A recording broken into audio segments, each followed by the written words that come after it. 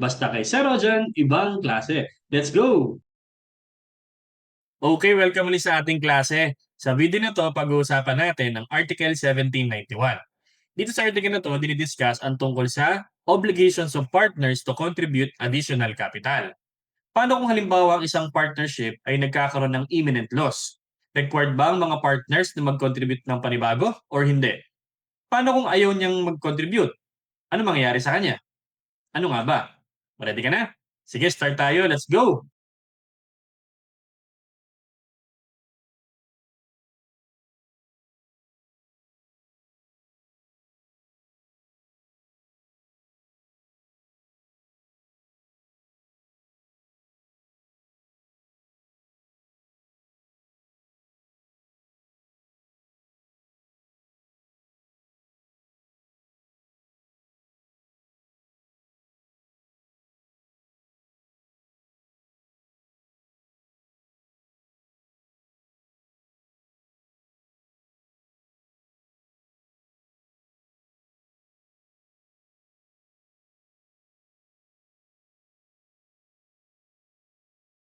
Ang general rule natin, kapag nag-ambag ka na, hindi ka na pwedeng piliting mag-ambag ng panibago.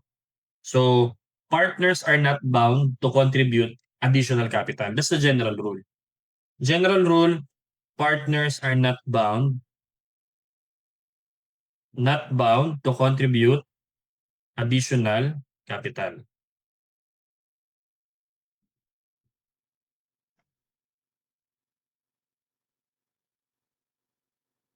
Yan. Kumbaga, um, kaya nga ito lang inambag ko kasi ayoko na mag-ambag ng panibago eh.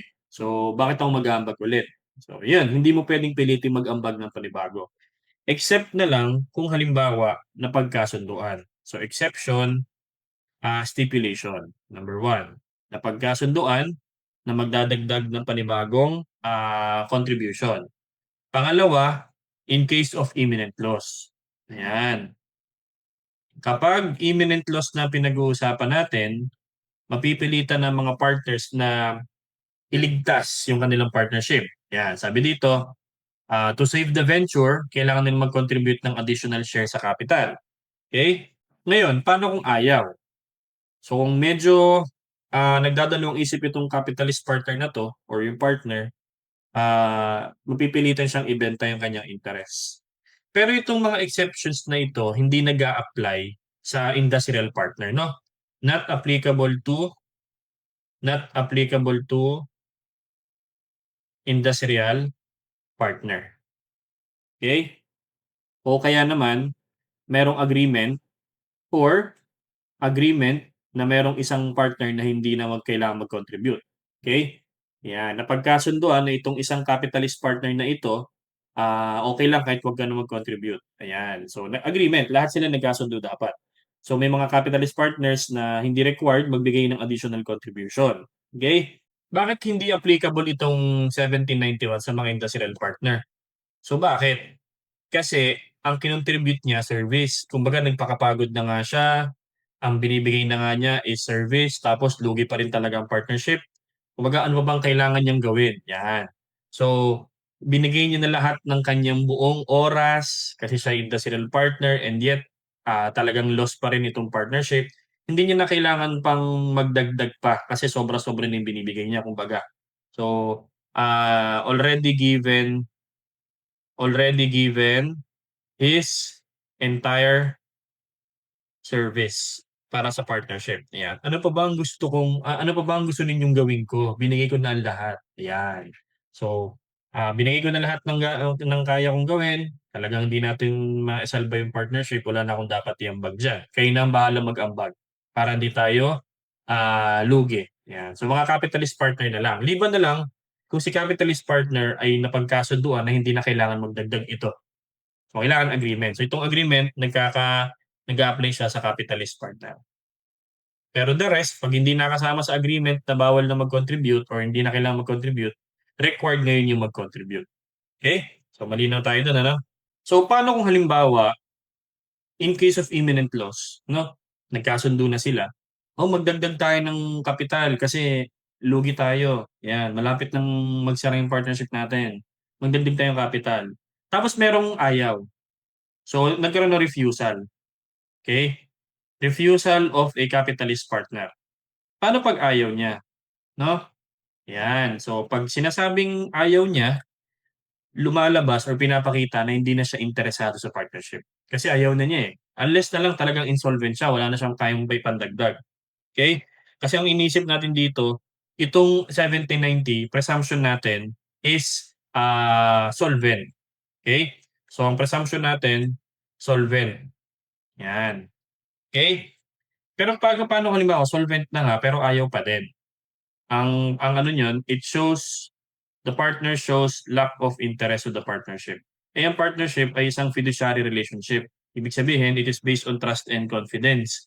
So, pag wala ka ng tiwala sa partnership ninyo, okay, o hindi ka na kumpiyansa, wala ka na kumpiyansa, hindi ka na confident, hindi ka na magko-contribute ng panibago. Parang sa isip mo kasi, ba't pa ako magko-contribute? Eh, talagang palugin na rin naman tayo. Okay? So parang ayaw niya na, hindi na niya, wala na siyang balak iligtas yung partnership. So pinapakita niya na hindi na talaga siya interesado. So pag ganito ang mangyayari, it will result to sell of interest. Sell his interest. Kailangan niyang ibenta na yung kanyang ownership sa property kasi para maligtas naman ng iba yung partnership. Okay?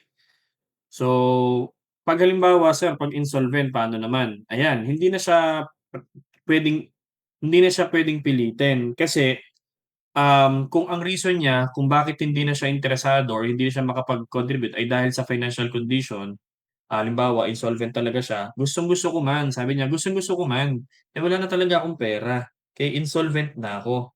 So, hindi siya considered to be lack of interest kasi iba yung reason niya eh. Okay? Ayan. So, ano mangyayari pag binenta niya? So, pag binenta niya yung interest, eh di-dissolve. Magkakaroon tayo ng dissolution ng partnership. Kasi binenta niya eh. Okay? So, mawawala na siya sa partnership natin. Tapos yung mga, even though na yung mga ibang partners na natitira, willing silang i-continue yung business, dissolve pa rin ang partnership. Kumbaga, panibagong kontrata na lang. Dissolve muna, pero magkaroon sila ng bagong agreement. Okay? Ayan. So yun, dito nagtatapos yung 1791.